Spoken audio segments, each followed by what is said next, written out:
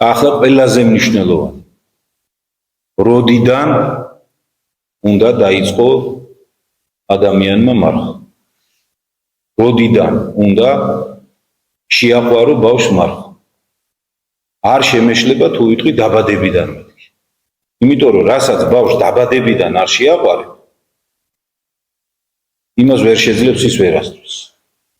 რაც უფრო გვიან შეაყვარებ მარხვას ბავშვს, მით უფრო ძნელი იქნება მისთვის. ეს ესეა. რაც უფრო გვიან მაგალითად რო ავიღოთ, უფრო მარტივი გასაგები ჩვენთვის, რაც უფრო გვიან დააწყებინებ ბავშვს განათლების მიღებას, მით უფრო ძნელი იქნება მისთვის ის განათლება. რაც უფრო ადრიანად შეაყვარებ ბავშვს სწავლას და შრომას ზოგადად, მით უფრო იოლია იმ ბავშვისთვის მერე შრომაც და სწავლაც და საერთოდ ცხოვრებაც. ჩვენ კი რას ვაკეთებთ? მაქსიმალურად ვცდილობთ რომ ბავშვმა მარხვა არ დაიწყოს. ეხლა მე როცა ვამბობ მარხვა შევაყვაროთ, იმას გულისხმობ რომ 2 წლის ბავშვს უზეთო მარხვაზე დასვათ ეხლა 59 დღე. ამას კი არ გულისხმობ. შეყვარება მარხვისა სხვა რამე არის და მარხვის დაცვა სრულად კიდე სხვა რამე არის. როდესაც ვამბობ შევაყვაროთ მარხვა, გულისხმობ იმას რომ ბავშვმა უნდა იცოდეს მარხვის მნიშვნელობა. და მშობელი მაშინ ივარგებ მშობლად, თუ შენი შვილი გეხვეწება რომ მოდი რა ვიმარხულებ მე შენთან ერთად და შენეუბნები რომ მოდი ჯერ არა შვილო, მოდი ჯერ აი ამით იმარხულებ. მერე ამით ის გეხვეწება და შენეუბნები რომ მოდი გაჩერდე. აი მაშინ გაგიკეთებია მშობელს საქმე. შეგიყვარებია ბავშვის მარხვა. მაგრამ თუ ისე აღზარდე შვილი რომ მას მარხვა არ უნდა, მაშინ ნუ გიკვირს რომ მას არც ლოცვა არ მოუნდება თავის ცხოვრების ერთ ეტაპზე, არც ეკლესიაში სიარული მოუნდება, არც სახარების წაკითხვა მოუნდება, მისთვის სახარება ისე უცხო იქნება, როგორც ფრანგისთვის ქართული ენა.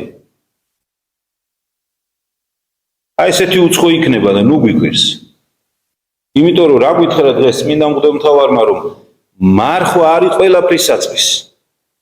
საერთოდ სულიერი ხედვის საწყისი არის მარხვა. და თუ ადამიანი მარხვას არ იღებს თავის კისერზე, მას არც ეს სულიერი ხედვა არ აქვს. და რატო გიკვირს მე? მერე გიკვირს. ვახ კაცო, ამ ბავშვს მარტო გართულება უნდა, მარტო დასვენება უნდა, მარტო დროს ტარება უნდა, მარტო ჭამასმა უნდა. მარტო კოკა-კოლა უყვარს, ან რაღაცა ნაგავი საჭმელი. რატო? იმიტომ რომ ესე გავზარდეთ და ეხლა რა გიკვირს? ესე გავზარდეთ, ჭამასმა, დროს ტარება, ეს შევაყვარეთ. მარხვა არ შეგვიყვარებია. რატო? მეგონა რომ ჯერ პატარა, მერე, ჯერ პატარა, მერე, ჯერ პატარა, მერე როცა გაიზარდა აღარ უნდა ბატონო. ეხლა აღარ გემორჩილებ. ეხლა სხვაგანაა მისი გონება მიმართული და თითოეულმა ჩვენთაგანმა ვისაც უცდია ცხოვრებაში რომ სწორად იცხოვროს, სწორად იმარხულოს, სწორად დაიცვას, სწორად წაიყვანოს თავისი სულიერი ცხოვრება, დამერწმუნები ძალიან კარგად ვიცით რაოდენ ძნელია ეს. რაოდენ ძნელია ეს. და ბავშვს რაღაცას თქო. არაფერი გისწავლები ამისთვის და როგორ გინდა რომ ის იყოს ახლა მაღალსულიერი. როგორ გინდა რომ მას სახარება უყვარდეს, არ ეყვარება სახარება. იმიტომ რომ სახარება თლიანად ზეცაზეა. შენ კი თლიანად ხორციელი ხარ. ამიტომ ამას უნდა ვერიდოთ ყველაზე მეტად.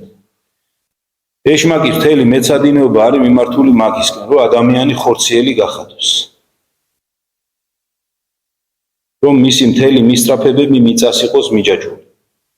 რომ ადამიანმა მთელი თავისი ენერგია მიწას მიახარჯოს. რომ მას ენერგია აღარ დარჩეს სულიერისთვის.